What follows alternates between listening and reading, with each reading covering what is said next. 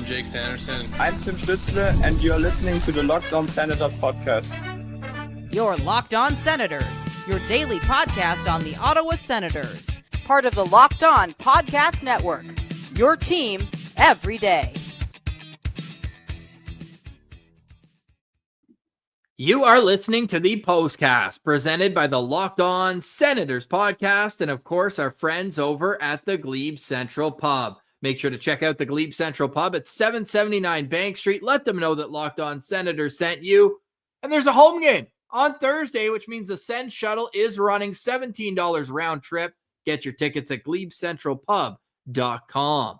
All right, we're losers, but this is not Event Cast. Sens fall 3-2 in overtime to the Detroit Red Wings. I'm Ross Levitan alongside Brandon Piller and Jack Richardson. Pillsy, tough way to lose it.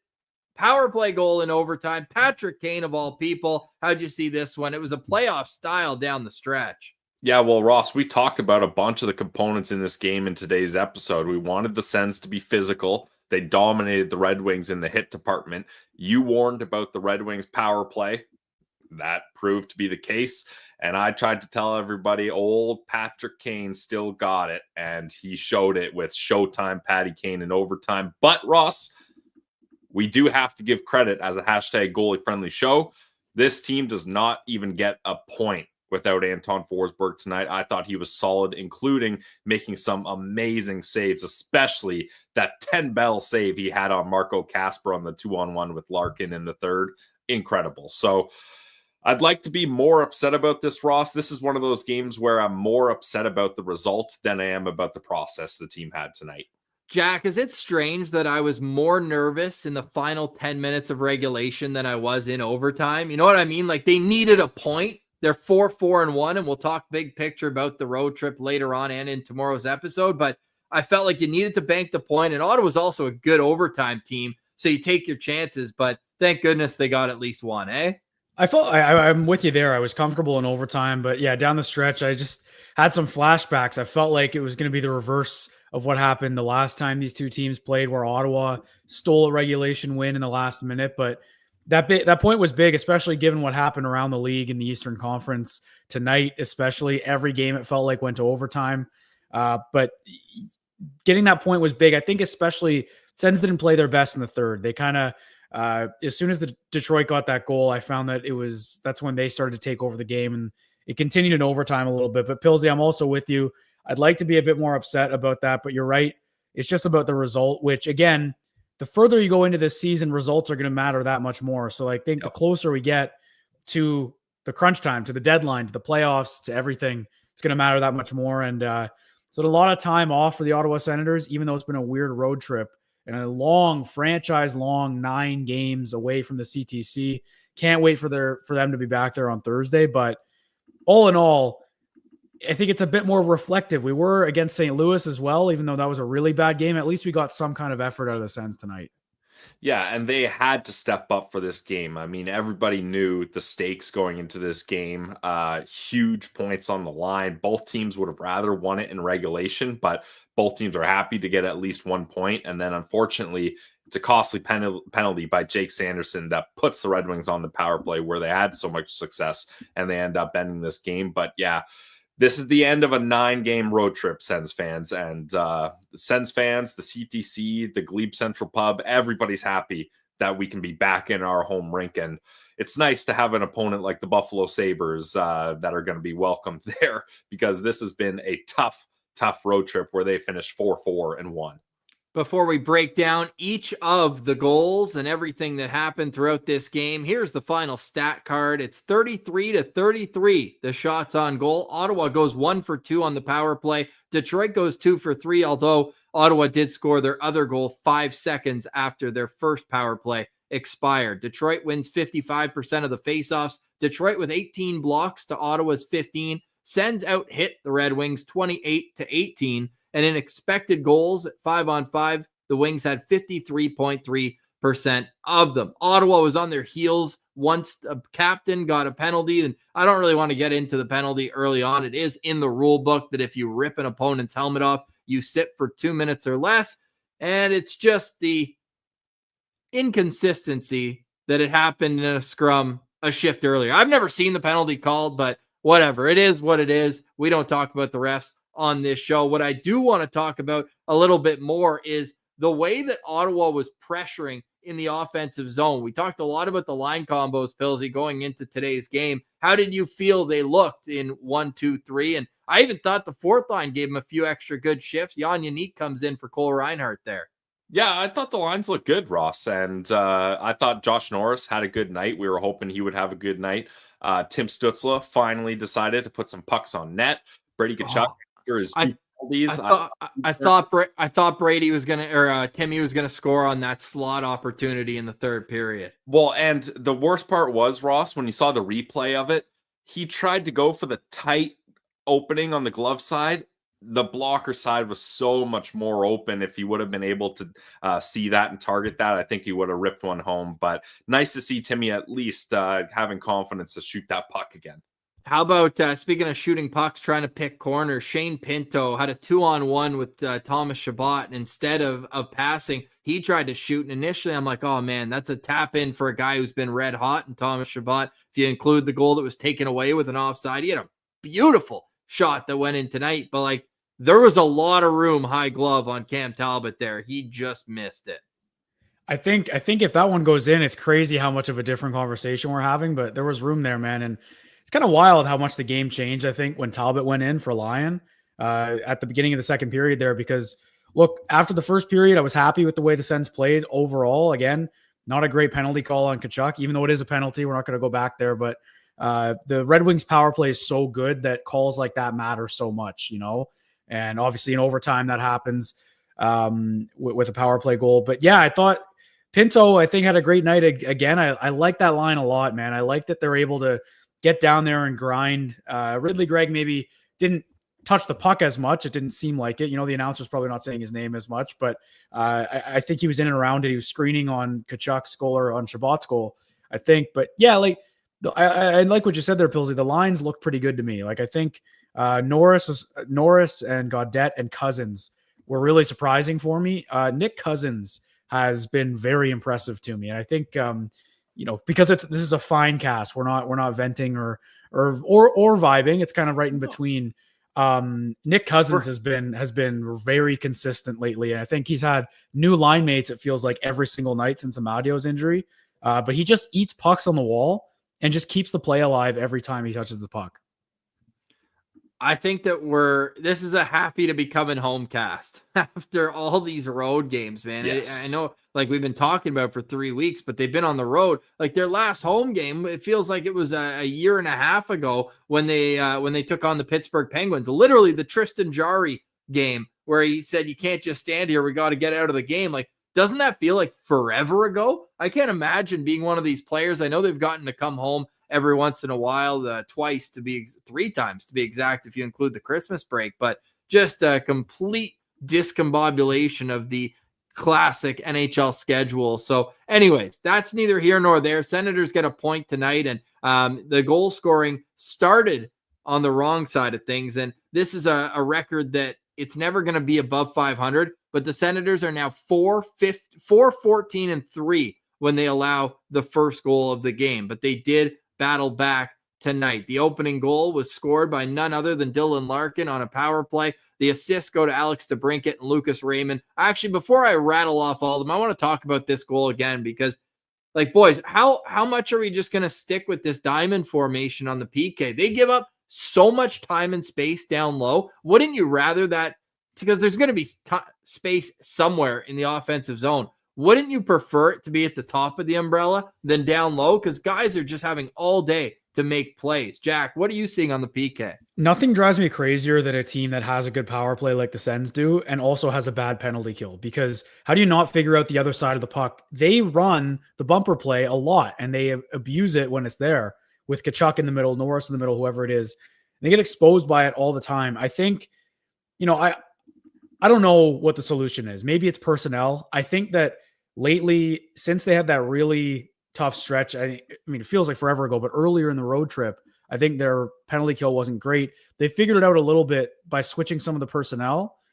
But, you know, you're throwing Norris, Giroux, Pinto, and Gregg out there. Those guys are playing a lot. Like, I think they need something out of the bottom six, and that's where those guys need to play on the special teams because it's too much for the penalty kill. Now, they've played some very good power plays lately on this road trip, especially I'm thinking Winnipeg, Edmonton, Minnesota's got a good power play. Like, I think anyway, all these teams, Detroit to end it, that are hot on the power play, and it just kind of exposes it when the Sens don't have the best penalty kill right now. Should also mention Linus Ullmark was their best penalty killer before he got hurt, so that hurts as well. But again, Forsberg played fine tonight, so it's really hard because power plays are just so set up now these days for teams to just go nuts on them and score, and that's kind of what the league is geared towards. So players are just so skilled right now, Pillsy. I don't know if you're seeing something.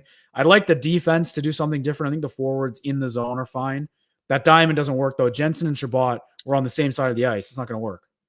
Yeah, and I just thought that was such an obvious play that was setting up there. Like, obviously, hindsight's 2020, and being an armchair expert here, watching at home, you're like, wow, how could they miss that? But like, it just seemed like the Detroit Red Wings were collapsing towards the front of the net to set up that bumper tic-tac-toe play, and they were able to do it with ease. Like, it's a frustrating thing. And like you mentioned, Jack, like a team that has power play success like the Sens and uses that same bumper play, you'd think that would translate to the PK being like, okay, we know this is a dominant play for us. We got to make sure we don't let it happen for other teams. But that's the way the Red Wings opened the scoring in this one. It was, but Ottawa got it right back at the start. I shouldn't say start, middle of the second period. They were dominating the start of the second period. I thought they were on their toes. They were forechecking hard and creating turnovers. It was Thomas Chabot, his third goal of the season, assisted by Nick Jensen and Nick Cousins. Good play down low by Nick Cousins to get it up. Jensen to the top, and Chabot made no mistake. Great traffic in front. Ridley Gregg doesn't get an assist here, but he did a lot of great work at the goal mouth to create the havoc for Cam Talbot, who came in relief, by the way, after the first period. Alex Lyon suffered an upper body injury and obviously did not return. Brady Tkachuk then, just 5 or 6 minutes later, with 1 minute and 5 seconds left, or in the final minute of the second period, if I can speak, his 18th of the year. Assists go to Jake Sanderson and Tim Stützle on that one. This we have not fact checked, but I want to say that's the furthest away from goal that Brady Tkachuk has ever scored. Pills, he was basically at the blue line.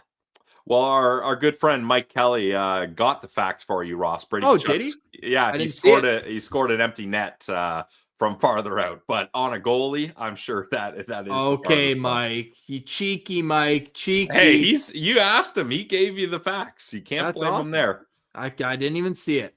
There we go. Don't think he has one from above the top of the circle since. Awesome. Great. Thanks to Mike Kelly for that one. Brady, though, you knew he was going to come out with the second period after he took 2 minor penalties in the first. That's all the goal scoring for Ottawa. Joe Veleno gets a goal on a rebound. Edvinsson and Tyler Mott getting the assist there.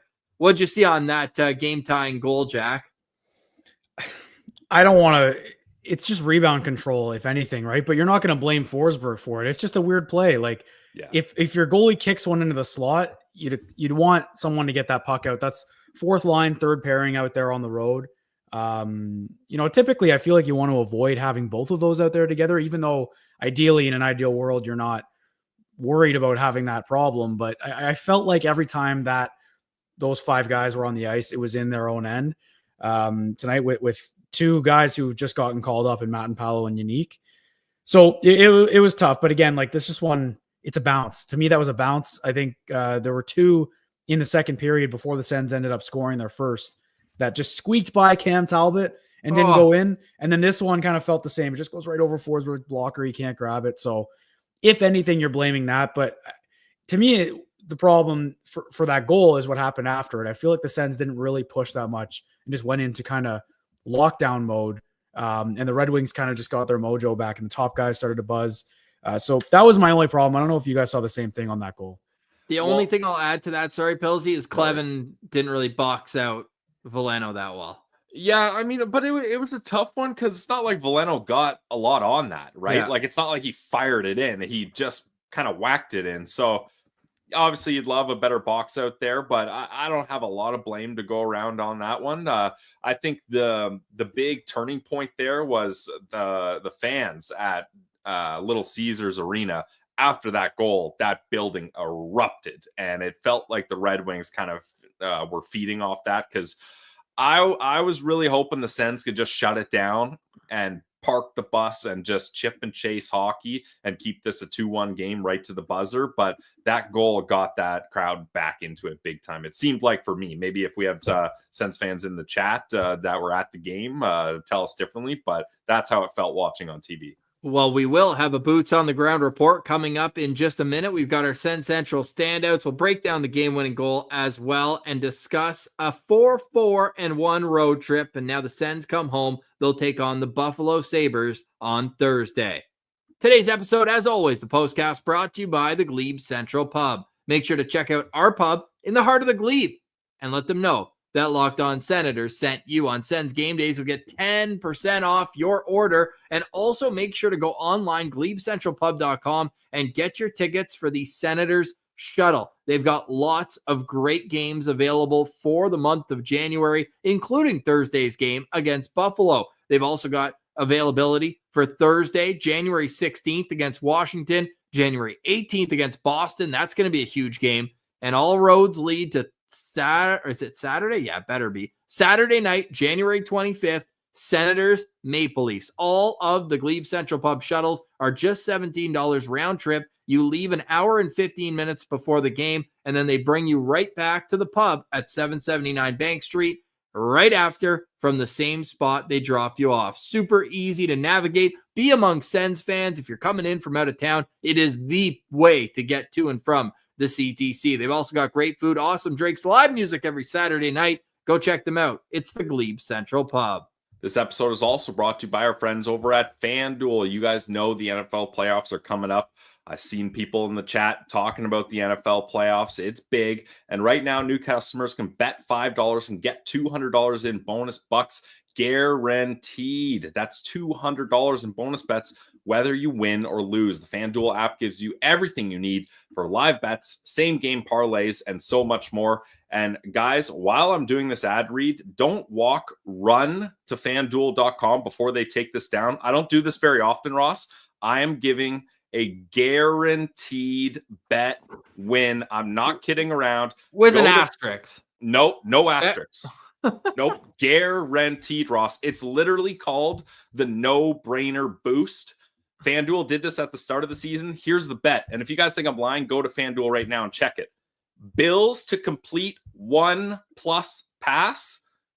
You think the Bills are going to complete 1 or more passes against the Broncos? -110. Wow. It was at -10,000 and they boosted it to -10. Now you can only do a max bet of $20, but if you want a free $18.80, get over to FanDuel right now, FanDuel.com, before they take it down and realize how much money they're going to lose on this. I'm not kidding around. Check it out today, guys, at FanDuel.com. All right, welcome back to the Postcast. I'm Ross Levitan alongside Brandon Piller. Jack Richardson's with us as well. You can find all the links to our social media in the description below. Senators lose 3-2 in overtime to the Detroit Red Wings. They move up to 41 points on the season. They are in the thick of a wild card race, and we're in 2025. Look, in points percentage, they're still in a playoff spot, and let me do you one better, boys. Let me do you one better. They're in the first wild card spot in terms of points percentage, because after the Boston Bruins lost 4-0 tonight to Edmonton, Ottawa now has a higher points percentage than Boston, who sits third in the division, but Tampa is better than both. So they're still in the first wild card. It's going to be such a gauntlet down the stretch, but the Senators are treading water, and they're 4-4-1 coming home. Just cannot have a letdown game against the Buffalo Sabres. That's where I'm at with that. But let's wrap up how this game ended tonight. It was 2 minutes and 21 seconds into overtime and just moments into the power play. Pilsy, how'd you see the play develop that drew the penalty for the Ottawa Senators?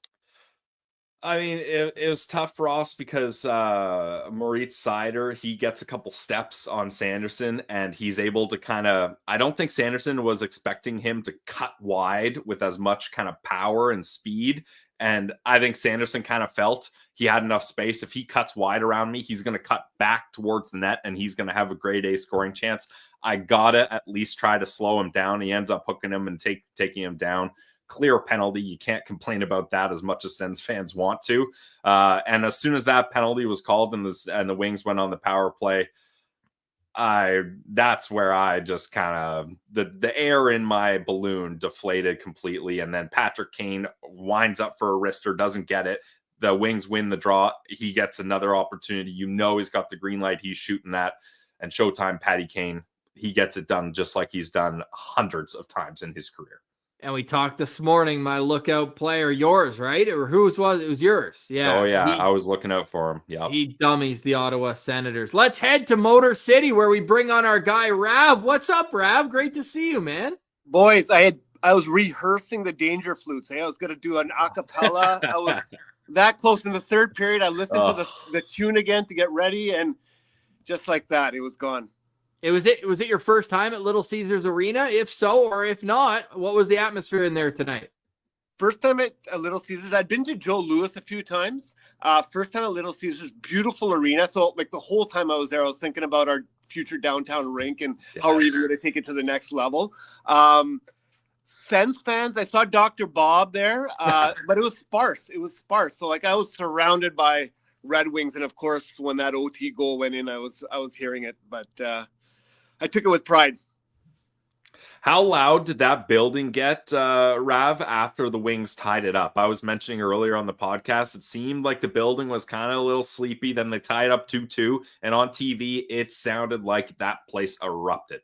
It was crazy. It was funny. Like they were on, I don't know if it came through on the TV, but they were on the refs a lot in the second and third period. So, the whole refs, you suck.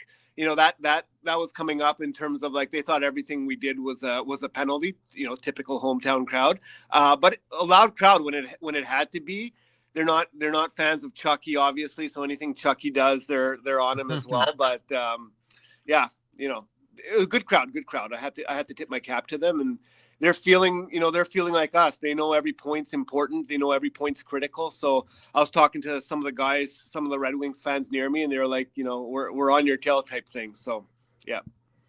Do you have a moment in the game where you felt like the Sens might not have it, or did you kind of believe until the very end there? Because maybe through the TV, I think at some point in the third period, we were talking about that Veleno goal to make it 2-2 when the building got going. It felt like that's when the Sens kind of lost it tonight.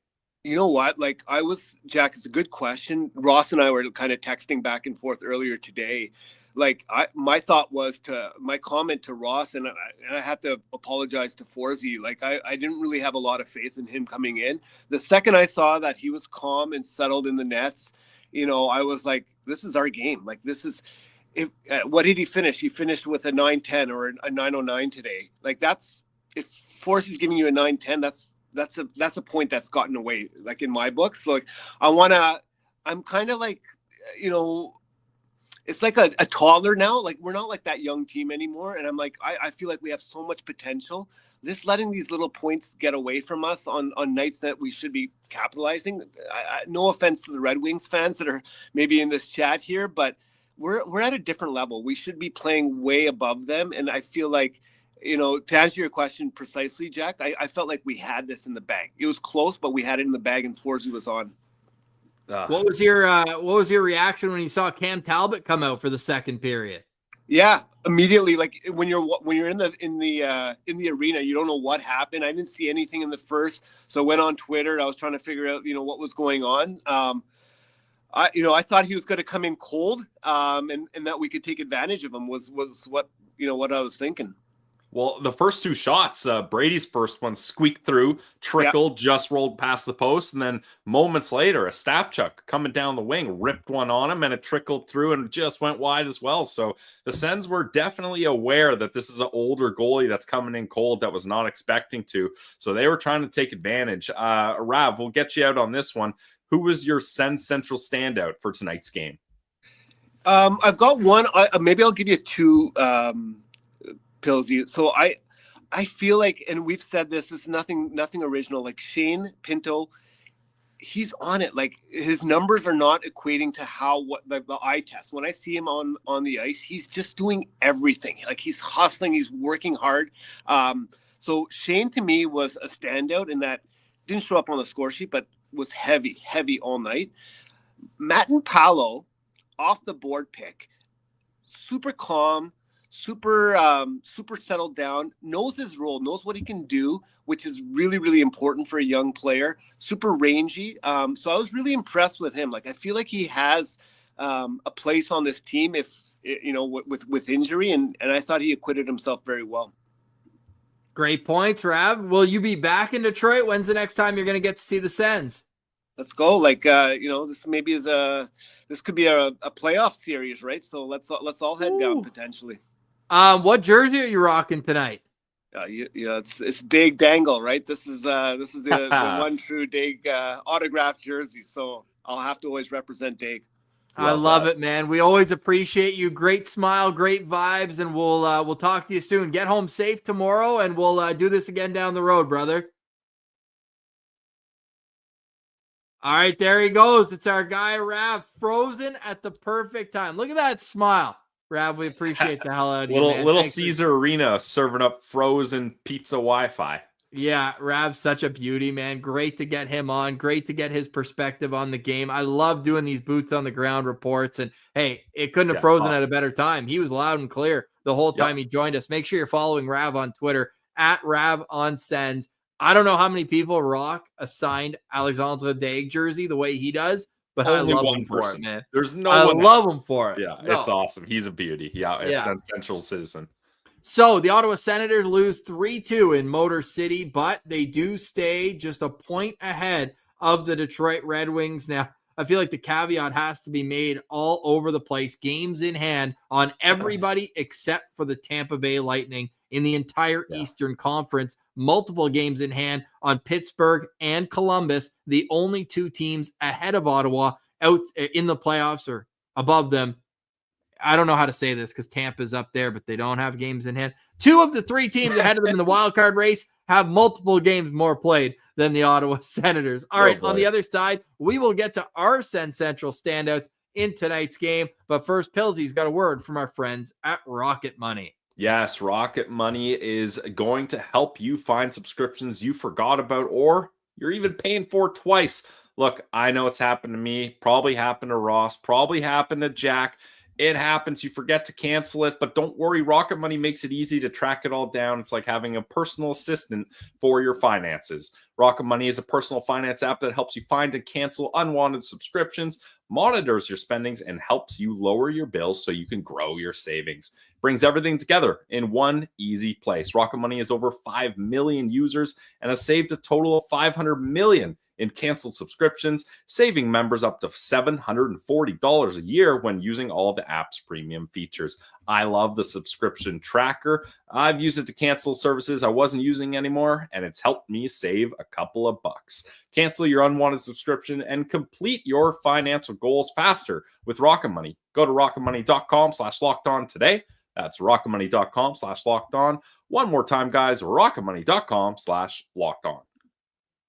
All right, welcome back to the Postcast. I'm Ross Levitan alongside Brandon Piller, Jack Richardson here. The chat is buzzing, loving Rav, and also I think I'm getting the sense that we're having a bit of an identity crisis as a fan base. Some people saw the 6-game win streak. We're all the way back. We're going to be a top 3 team in the Atlantic.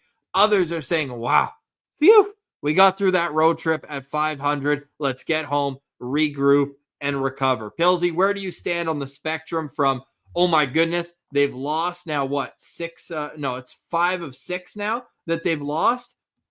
But based on the schedule and everything, is it okay or is it absolutely the sky is falling? Look, every team deals with injuries. It's a part of hockey. It's a part of professional sports. But when you have 6 players from your farm team up on your team, you cannot get a proper read of where you are, and that will cause an identity crisis. And that's fair for Sens fans to be like, I don't know whether we're good or we're destined for doom and gloom like we have been the last couple of years.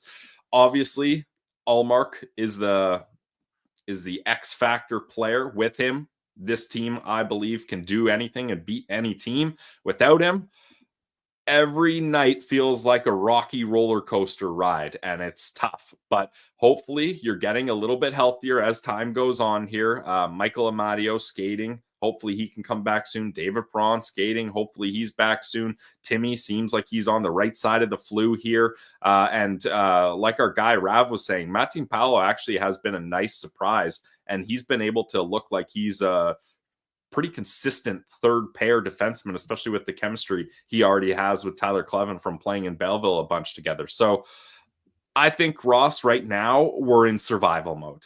You got to tread water sometimes. Sometimes you're doing the front crawl and you're feeling good. You got the arms moving, the legs moving, and water's just flowing off you like off a duck's back. And other times you're just treading water, hoping that somebody can throw you a floaty and reel you in and keep you above water. So right now I feel like it's time to tread. Let's see how long they can do it for. I'm going to disagree with you, Pilsy, just on a couple things, but I agree with the sentiment. Like I'm not panicking because of certain, reasons. And the main one for me is the schedule. And I'll get into that. I don't really think that the injuries are a good enough excuse right now. Just obviously Olmark's the biggest one. Like he's the biggest one, I think, of any player on the team, to be honest. But for me, it's they have their top 4 defensemen. They have their top 8 forwards. I think they're missing Amadio, who's maybe the 9th, maybe the 10th forward sometimes. So to me, I don't think that the injuries are a good enough excuse. To me, the offense is just dried up completely. And I know they went through the flu. Playing on the road, you're not getting favorable matchups. Like there's so many reasons why. But even when they were winning games, like we're talking the last 17 games, they've only scored 4 goals twice. That's a bit alarming to me. I know some of the games had 4 goals scored on them how many times in a row now? Well, in the losses since Olmark's been gone, it's happened a lot more. And ironically, it didn't happen tonight. But I guess my point is, to me, this is kind of still the top guys. This is they're there. I know they weren't fully healthy, but they were playing. I'd like to think that an ill Tim Stützle is still better than your next guy up. So I think when you see all these guys up from Belleville, even on the back end, it's your 6th defenseman because JBD and Hamonic are out now. That's the guy that was rotating anyway. So Olmark is really the only injury that I'm looking at now and being like, man, they miss him. But then tonight you get decent goaltending from Forsberg. Like he kind of kept them in that game a lot. They had some grade A chances against. So to me, I'm looking more at the offense, and I don't know what they need to change. I'm wondering, because 17 games is a big sample here. Like I think they maybe have gotten so locked into this defensive mindset, and they were playing a lot of defense. They've also played a lot of road games, like we mentioned. Everyone knows that. I think it's wearing on them a little bit. So they played some good teams too. Like I don't really know what needs to happen. But yeah, even in those wins, like they're winning some close games, right? Like 3-2 in overtime, 3-0 over Seattle. So that's kind of where I'm at. I'm just a little bit concerned offensively for this team. Even tonight, I thought they looked better, obviously, in the last 2 games, but still didn't generate a ton of grade A looks the entire game. Ross, I don't even know if that answers the question. Like I'm not panicking, but that's just something to watch because, the goaltending wasn't a problem tonight. Yeah, the must-win factor was obviously the fan base being sick and tired of losses 4 out of 5, and they were all in regulation. You weren't getting any loser points there. You're watching all these teams jump you in the standings, but the way they played tonight on the road in a tough building, especially giving up a lead in the 3rd period and then not like completely disintegrating into a regulation loss, I think there's things to build off on that, but I would rather the offense be struggling than the defense because I believe in the offensive talent that Ottawa has, and that gives me a lot of promise down the road that they will figure it out. If this team was giving up a million grade A's all over the ice, I'd say, here we go, same old Sens. But I feel like they'll be able to work out of this offensive funk.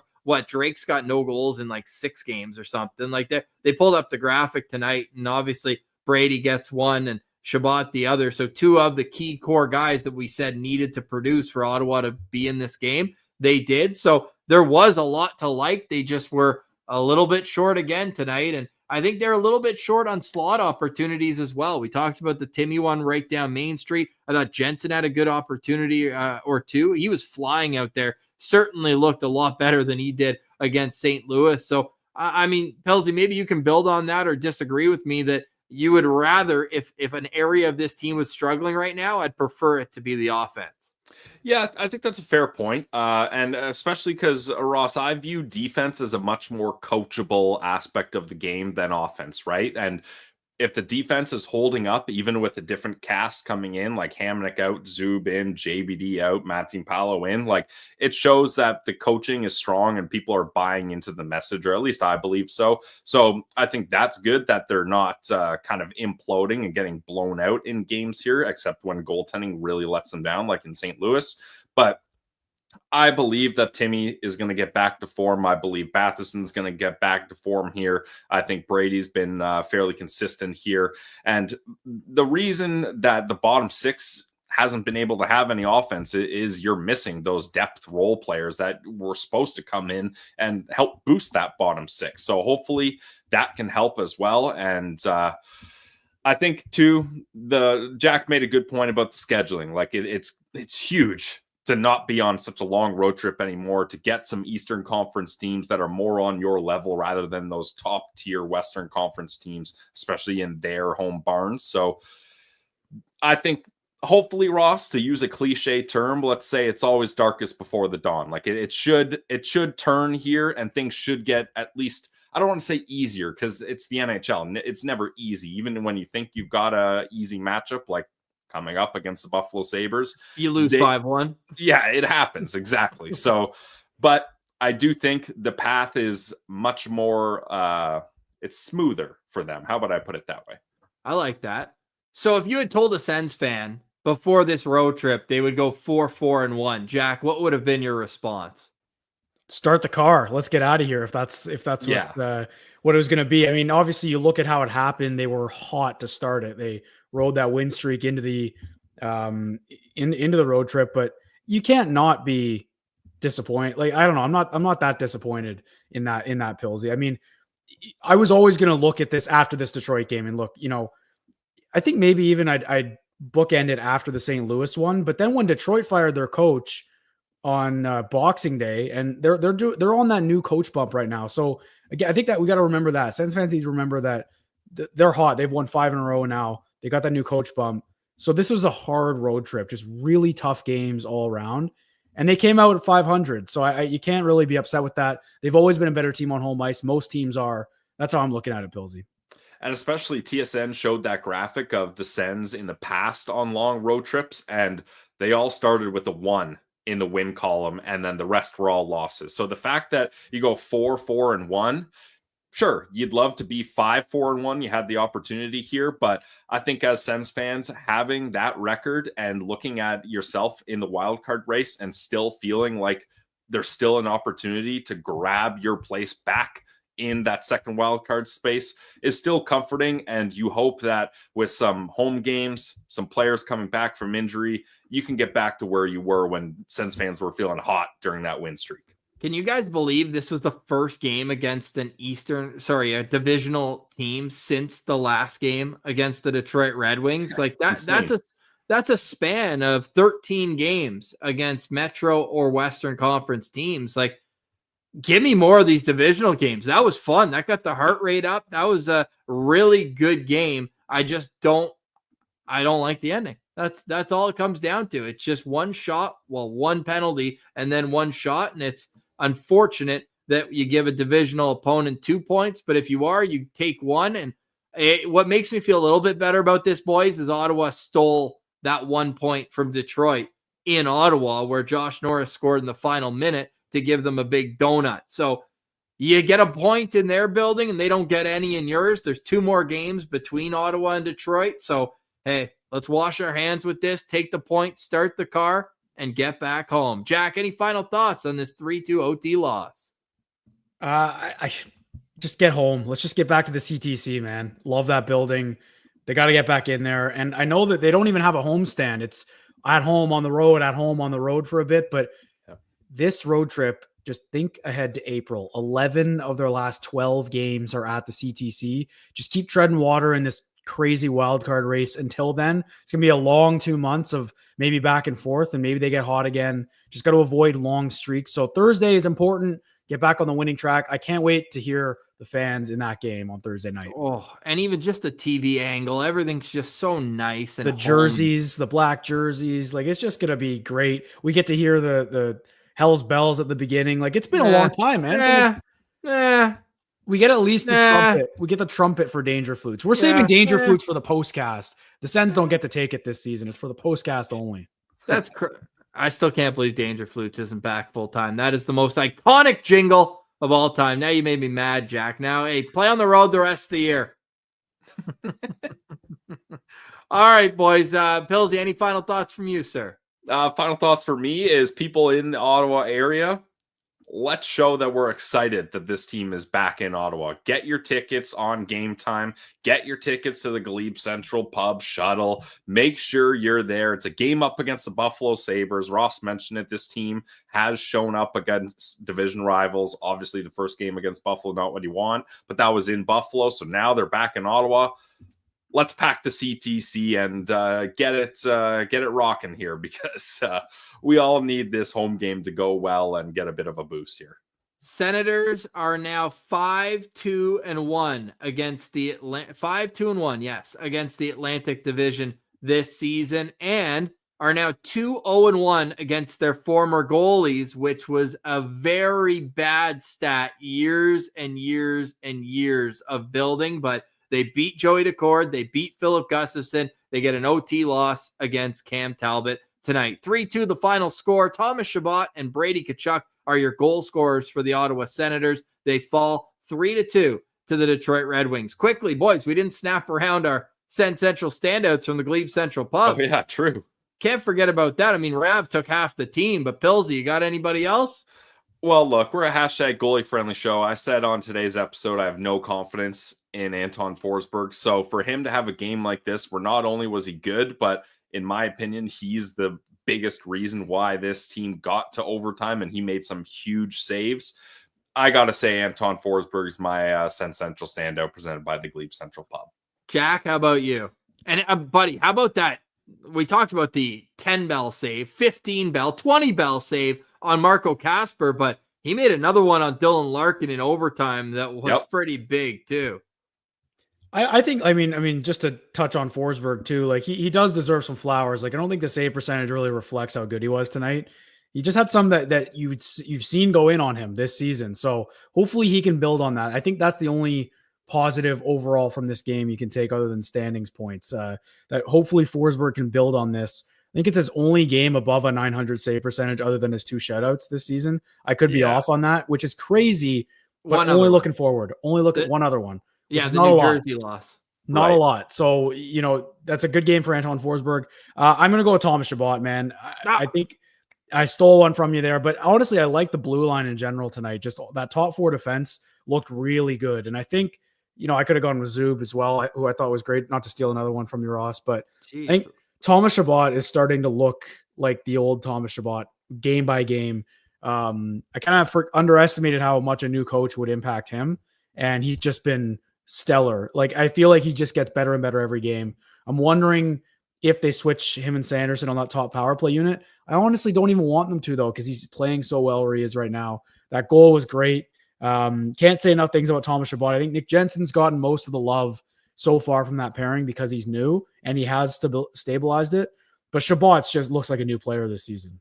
Yeah, love it. He led all Senators in ice time tonight with 23 minutes and 56 seconds, had 5 shots on goal, including the one that went upstairs over Cam Talbot's arm. He was a +1 in this game as well. My Sen Central standout will be Nick Cousins. Drew a penalty that led to the goal at the end of the second period, got an assist on it, or got an assist on the other goal, and played the second most time on ice he's played in a game this year. Only the game against Nashville where he scored was he higher than the 17 minutes and 13 seconds that he played tonight. Had 3 hits, had a block shot as well, and it was mostly that drawn penalty that really got me fired up, and he was protecting the puck well as well. So I'll go with Nick Cousins as my Sen Central standout.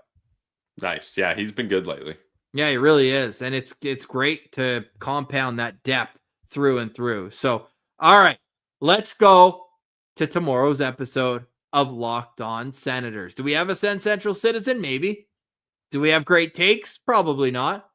We'll have a breakdown of the road trip and look ahead to what's to come now that we can finally breathe as the Senators come home. 3-2 the final score tonight. Senators lose to the Detroit Red Wings. For more from us, make sure you're following on Twitter at Send Central. You can find Jack Richardson as well with the link below in our bio. For Jack and Brandon Piller, I'm Ross Levitan. This has been a Finecast presented by the Locked On Senators podcast. Your team every day.